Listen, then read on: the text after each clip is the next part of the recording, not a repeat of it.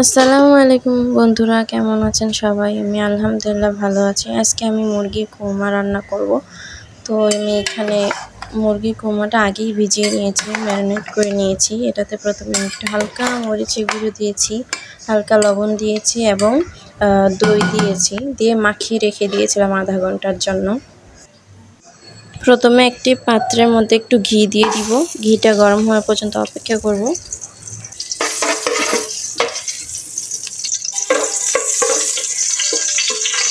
তারপরে ঘিয়ের মধ্যে গরম মশলাগুলো ছেড়ে দিব। গরম মশলাগুলো একটু নাড়াচাড়া দেওয়ার পর পরিমাণ মতো তেল দিয়ে দিব। তেল দেওয়ার পর আমি হলো কি আপনার পেঁয়াজগুলো ছেড়ে দিব।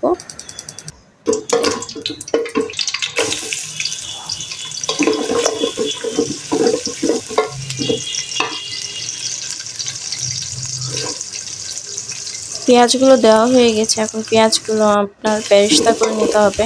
বেরেস্তা একদম সোনালি কালার আসলে আমরা পেঁয়াজগুলো সুন্দর করে একটু তুলে নেব একটা পাত্রে।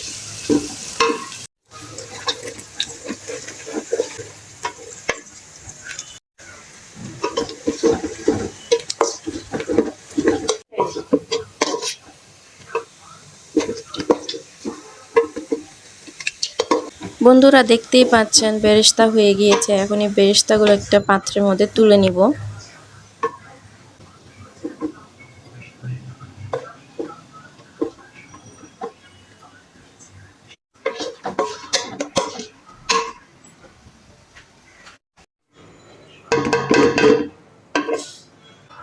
এবার আমি একে একে রসুন বাটা পরিমাণ মতো দিয়ে দিলাম। এবার দিয়ে দিব পরিমাণ মতো আদা বাটা। আমি এখানে 2 টেবিল স্পুন আদা বাটা দিয়েছি। এরপর হালকা একটু মরিচের গুঁড়ো দিয়ে দিব, দিয়ে ভালো করে নেড়ে নেব মশলাটা। এমনভাবে নাড়ব যাতে আপনার মশলার যে কাঁচা একটা গন্ধ থাকে সেই গন্ধটা যেন পরে আর না আসে। এর জন্য ভালো করে ভেজে নিতে হবে। পরিমাণ মতো এখন লবণ দিয়ে দিলাম। যেহেতু আগে লবণ দিয়েছি তাই এখন একটু অল্প লবণ দিলাম। এরপর ভালো করে কষিয়ে নেব।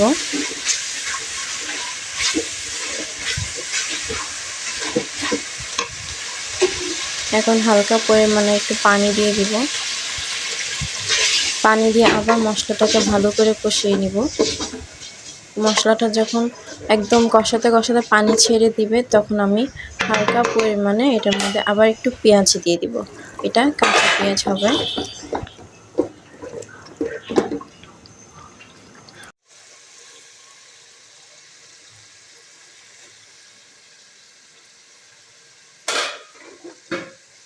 আবার একটু কাঁচা পেঁয়াজ দিয়ে দিলাম এবং এই কাঁচা পেঁয়াজটা আবার ভালো করে নাড়াচাড়া দিব। নাড়াচাড়া দিয়ে মশলাটা একবার ভালোভাবে মিশিয়ে নিব।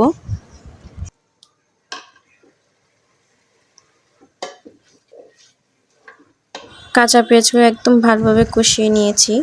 এবার আমি দেশি মুরগিটা ম্যারিনেট করে যে রাখা ছিল এটা মশলার মধ্যে ছেড়ে দিব।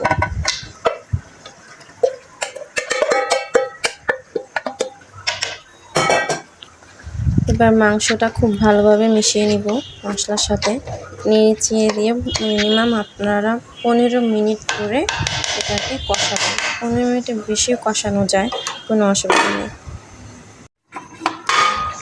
যেহেতু এটার মধ্যে দই দেওয়া হয়েছে সেজন্য আপনি কিছুক্ষণ পর পর নাড়াচাড়া দিবেন, না হলে এটা তলায় লেগে যাবে।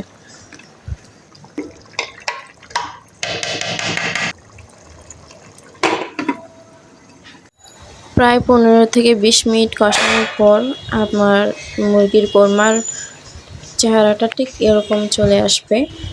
যারা যারা আলু খেতে পছন্দ করেন তারা আপনারা কোরমার চাইলে আলু দিতে পারেন। আমি পছন্দ করি তাই আমি কোরমাতে আলু দিয়ে তারপরে খাই। তো আমি এখানে কয়েকটা আলু দিয়ে দিলাম। আলু দেওয়ার পর কয়েকটা কাঁচামরিচ দিয়ে দিব। কাঁচামরিচের মুখটা একটু কেটে নিব যাতে ফ্লেভারটা একটু ভালো আসে। এবার আমি ভালো করে নাড়াচাড়া দিয়ে দিব। নাড়াচাড়া দেওয়ার পর আমি যে বেরেস্তা করে রেখেছিলাম সেই বেরেস্তা থেকে কতটুকু এখানে ছড়িয়ে দিব। তারপর আরেকটু নাড়াচাড়া দিব। এরপর গরম পানি করা ছিল সেই গরম পানি হালকা দিয়ে দিব। অনেকের সাথে সাথে দুধ দিয়ে দেয় না। গরম পানিটা দিলে আপনার যে হালকা কুসুম গরম দুধটা দিবেন তাহলে দুধটা ফেটে যাবে না।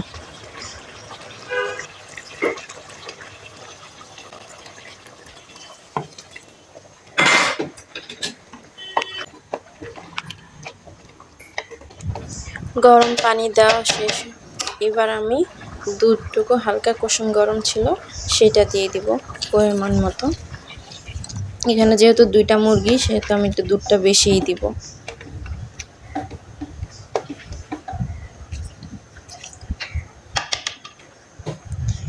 এবার ভালো করে নেড়েচেড়ে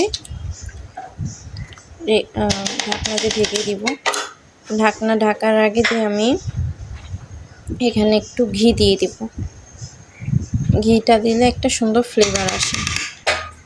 এবার পাত্রের পাশে আমি একটা কাঠের চামচ দিয়ে দিব। এটা হলে আপনি তারপরে ঢাকনা দিয়ে রেখে দিব, কারণ যেহেতু দুধ দেওয়া হয়েছে একটু পরে ফুটে পড়ে যাবে, যাতে ফুটে না পড়ে যায় সেজন্য আমি এটা এখানে দিলাম। মুরগির কোরমা প্রায় হয়ে এসেছে। এবার বেরেস্তা করে রাখা ছিল সেই বেরেস্তাগুলো আমি মুরগির কোরমার উপরে দিয়ে দিব। দেওয়ার পর আবার একটু নেড়েচেড়ে দিব। তারপরে আমরা ঢাকনাটা ঢেকে চুলাটা অফ করে দিব। কেমন লাগলো আপনাদের কাছে ভিডিওটা? লাইক, কমেন্ট, শেয়ার করে জানিয়ে দিবেন। আর আমার ফেসবুক যারা অ্যাড আছেন তাদেরকে অসংখ্য ধন্যবাদ দেখার জন্য।